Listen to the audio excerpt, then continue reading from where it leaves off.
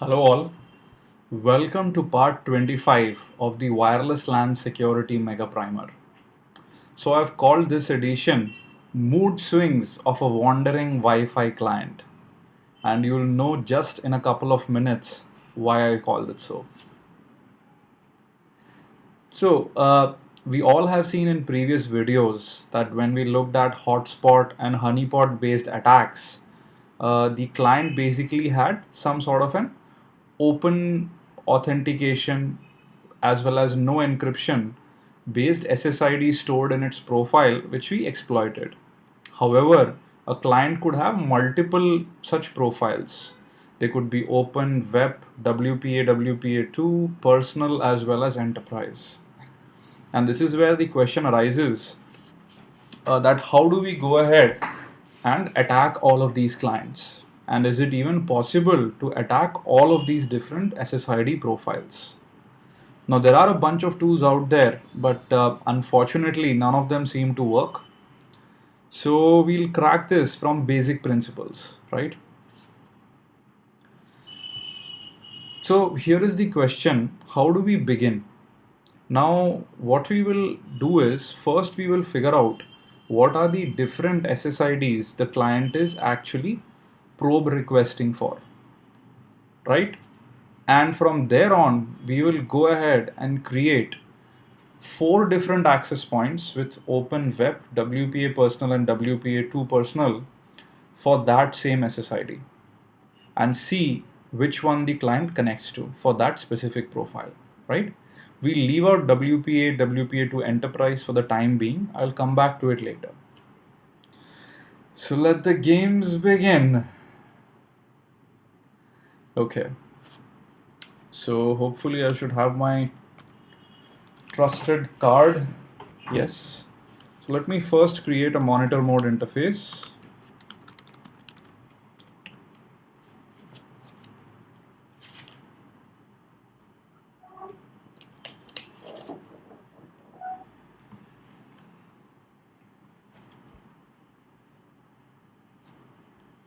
This is taking longer than usual, but we have it. And now let's use AeroDump to find the client. So I'm very sure we would find multiple SSIDs in clients, but what I'm interested in is always my little trusty phone. Okay, so here it appears, and let's see what all it's searching for. Actually cycling through all channels, and hence it takes a little bit of time to figure out if it is actually searching for any other network or not.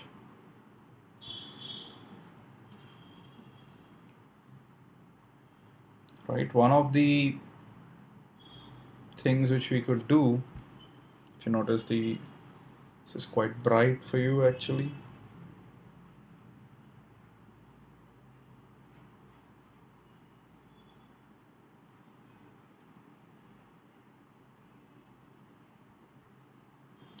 So one of the things is to probably station ourselves on just one channel, because the client typically would cycle around various channels and send these probe requests, right? So let's just use one channel and wait for our client to probably come around there, right? And but also like some interesting SSIDs out there. Probably connect an access point also.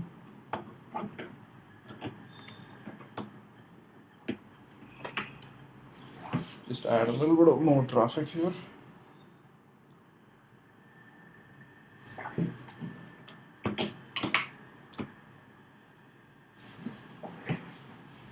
Right, so this is slowly picking up a little bit of stuff, and now seem to be connected to one of the access points, which is D-Link, right? but we typically want a client which is actually roaming.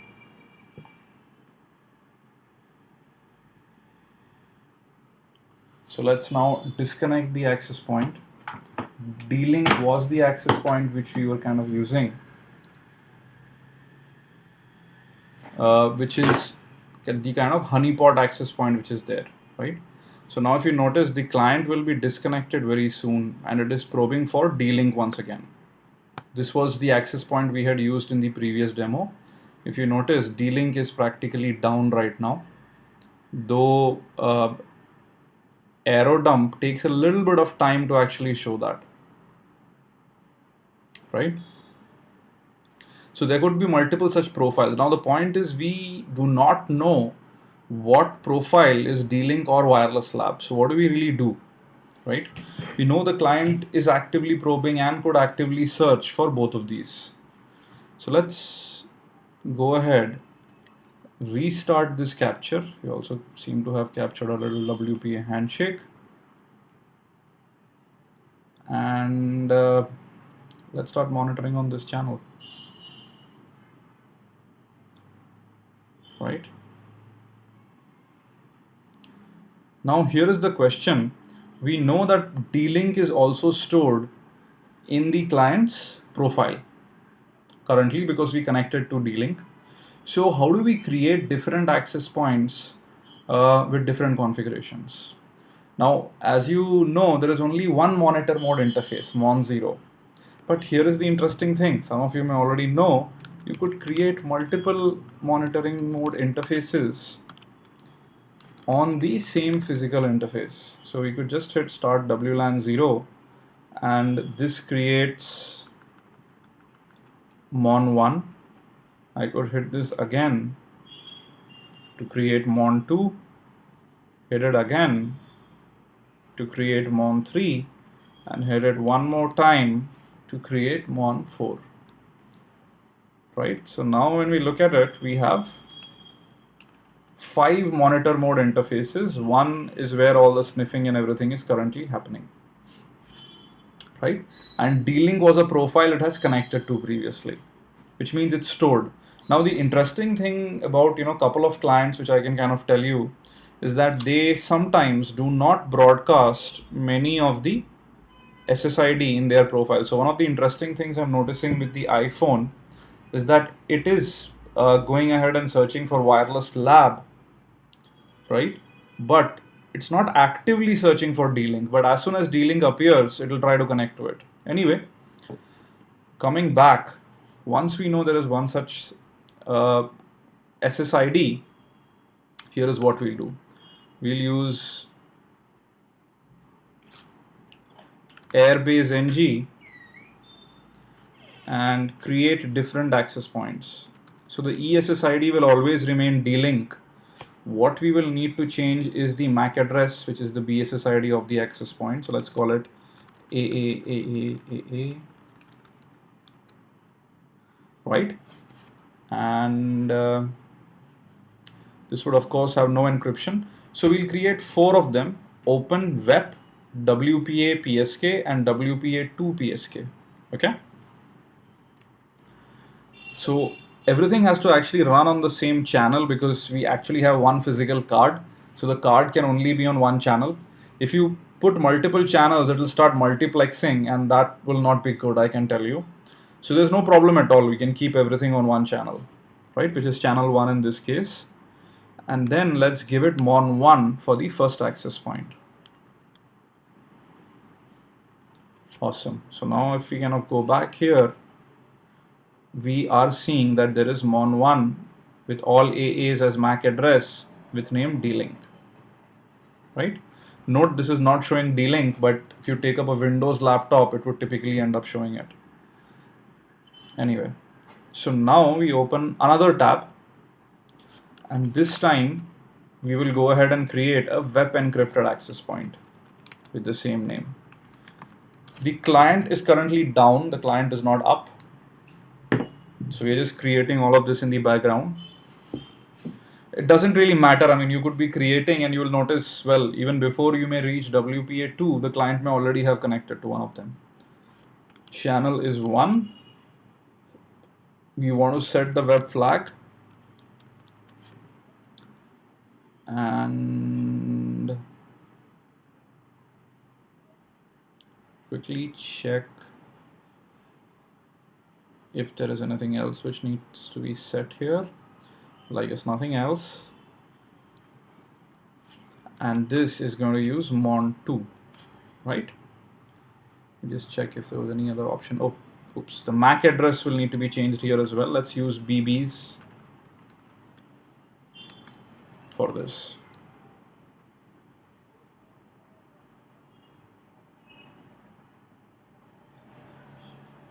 Right? Probably want to use blah blah blah. Okay, no problem. Let's kind of go back here, and you would notice that now an access point with name D-Link and web has been created. Now let's create an access point using WPA PSK with, of course, the same ESS ID. D-Link, this time you have mon 3, I guess. Last one was mon 2. Yeah. And once again, we need to give a new MAC address. And now let's actually go ahead. Setting the web encryption flag is kind of helpful because typically this means there is encryption in the beacon frames. Now we'll actually use the -z option, and because we are using PSK currently, WPA PSK, let's just set it to TKIP. Right? Looks good. Okay. Oops, I think I gave the wrong option. It's -A for the MAC address.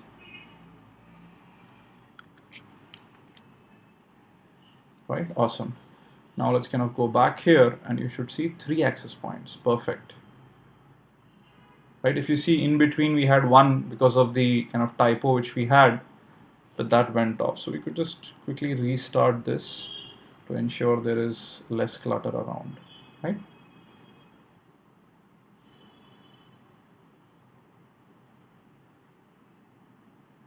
Okay, so we have web and we have PSK. I don't know why it's still listing the old one, but no issues. It seems to be listing open web and WPA, right? Last one is Vivek, which we don't really care about. Now let's open up another tab. Use a new MAC address,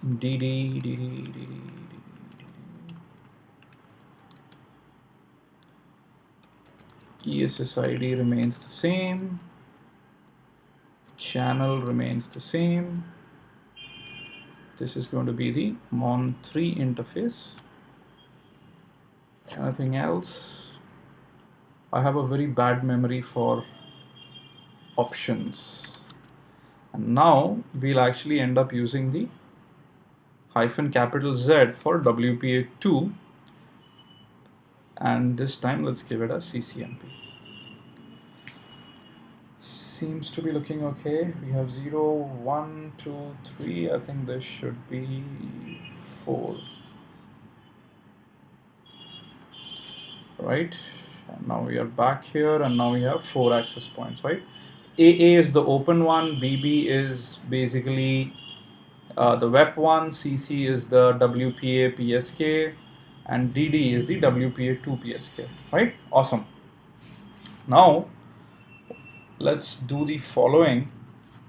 Let's also open up Wireshark. Before we do that, let's take the client's MAC address who we are trying to probe right now. I guess it seems to have disappeared, but we can still get it. Here is the client MAC address. This is the MAC address of my iPhone, right? The reason is you will notice something very interesting. Okay, let's open up Wireshark. We could continue to sniff on mon0. There's no problem with that at all because that's what we've created for all the sniffing. Now what we are interested in is wlan.addr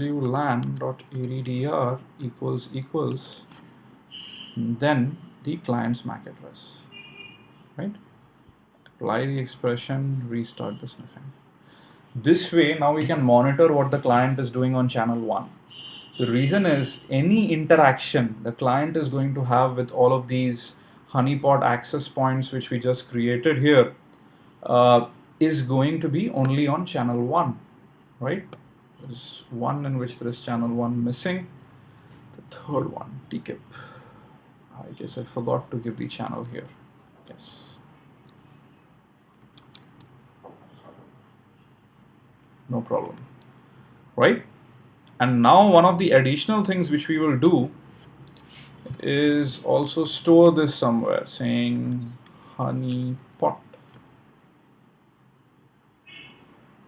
Okay. But the games begin. Now all the access points are on the same channel. We have open web WPA PSK WPA2 PSK, right? See all those beautiful beacon frames out there, and let the games begin. So I have just started my client, right? And what you would notice is that it is sending probe requests for which probe responses are also being sent, right? And it is now going to try and connect to one of them. Hopefully I'm not dropping too many packets.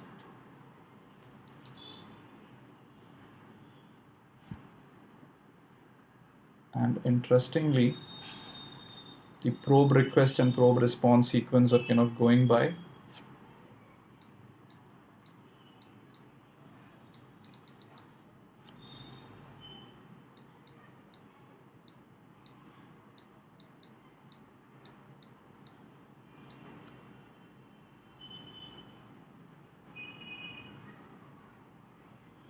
And let's see what we have here right now.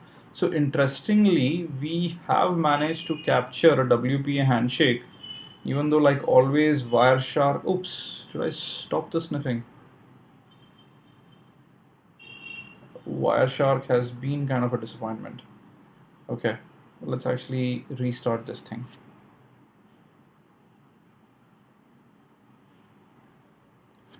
Right, let's restart this whole thing here. Let's go back to Wireshark. Let's restart the capture. Okay, looks good now. Let's start the client once again. Client is sending out probe requests and probe responses. And let's actually have a look here. And if you notice, now it's probing for D-Link as well, because now over the air it is able to see D-Link. And interestingly, based on what kind of client you may have, it would take a little bit of time for it to kind of go ahead with it. Now the funny thing is that this could even be something which can be easily abused anywhere, right? Let's kind of go back here. Fortunately or unfortunately, okay, we are able to see a lot of interesting things happening here.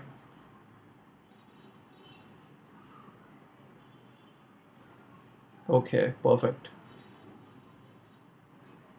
I don't know how, if you notice, this is a bit unstable because for whatever reason, it's not capturing all packets, but I think our job is kind of done. What you will notice is that the client just completed a WPA handshake, right? And if we go here to each of these little tabs here, you will find that the client ended up connecting to this access point having WPA 1 TKIP as the configuration. And we will notice something very interesting which you will interpret shortly. If you notice, basically the exchange has happened for the first packet, second packet, and then there is a deauthentication sent from the client to the access point. This is very funny, right? So the first packet in WPA, if you remember the whole four-way handshake and exchange, is sent by the access point to the client, right? And the access point sends the authenticator nonce in it. Well, this is exactly what Airbase NG is doing. The client responds back with, of course, its own supplicant nonce along with the MIC over the frame body. Now, what happens is, basically after this, the AP has also gone ahead and sent a packet to the client, which unfortunately we are not able to see here, but it does not really know the key, and hence either it is not sending or it probably sent something which didn't work, and the client automatically sent a deauth. But here is something very interesting. We were able to catch the handshake, or let's see, probably it's part of the handshake. Let's launch Wireshark. And I guess the name we had given to this packet capture was honeypot. Looks like there are two of them. It should be the second one. And what we can do is quickly just look for the ePOL frames. Some here. Let's just go to the end here, clear the expression. This way we can see a little bit more in case this has captured something. Okay, right? So this was able to capture two packets. Now here's the funny thing, if you kind of remember and go back to our slides, we had said that packet 1 and packet 2 are sufficient to crack WPA, PSK, right? Why? Because the AP nonce, the client nonce, the MIC, client MAC address, AP MAC address, all are available. So we could do the brute force dictionary attack. So now the funny thing is, if we just come back here to this terminal, honeypot2.cap actually contains a handshake. And we could actually launch an attack using Aircrack NG against this handshake packet, even though it only contains the first two packets. Note, this is something very important and interesting. So it says it was able to find one handshake here for CCCC, right? So let's take network 4. And of course, currently the passphrase is not in the dictionary. Let's look at the dictionary. And which would actually mean that, well, you may fail, right? But if the passphrase is in the dictionary, you may be able to crack this as well. So we will go ahead and look at that later about how we can probably crack this in a reverse way and everything. But coming back to our slides once again, where we are just dealing with honeypots in general, in conclusion, yes, it is possible to have the client associate with you, but after that you may be failing to establish a real encrypted connection to be able to send and receive data from the client. The reason being, you do not have the key. The same applies to WEP, WPA as well as WPA2 PSK, right? So association will happen. Why? Because first there is authentication, probe request, probe response. Then there is the authentication phase, which is typically open. And even if it was shared key with WEP, we know it can easily be broken. Then basically we have the association phase. Post association, data transfer happens directly in the case of WEP. In the case of WPA, WPA2 PSK, the PTK is derived using the PMK. Now, fortunately or unfortunately, packet 3 is the way the client knows that the access point actually has the right key, as the right WPA, WPA2 PSK passphrase. And we fail at that point. So in the next video, we will take up all these 4 circumstances and do demonstrations where just with a client, we are able to crack all of this. Now for WEP, we already know Hirte attack, CFrag, you have the Cafe Latte attack, of course. In the case of WPA, WPA2, PSK, well, I mean, you know, our success probability is just as much as for the dictionary attack, which we talked about previously. But we will do all of these demos. So once again, in summary, you could create multiple access points which would be open, web protected, WPA protected, and WPA2 protected, right? If you notice, the client also tried to connect to this as well. So interestingly, with all of this, you could very easily go ahead and try and break the encryption in many cases. So that's all for this video. Please let me know if you have any questions regarding this. And like always, please leave your comments behind. If you have any questions, might be a good idea to leave in the comments. We have an extremely helpful community here who's doing a lot of stuff. And I think either even before I can get to your question, someone else may end up answering it. So post it here as well. It's very important. And that's it. Look forward to meeting you guys in the next video. Oh, by the way, I have also some good news before I kind of cut this video. I will be speaking at Black Hat USA this year, as well as at BrewCon. In Black Hat USA, I'm conducting a workshop 2.5 hours. In BrewCon, I'm conducting a 2-day training. So if any of you guys are around or plan to be there, either Black Hat, DEF CON or BrewCon later, definitely drop me a note. Nothing would make me happier but to meet one of you in person, right? That's all. Bye-bye. Enjoy.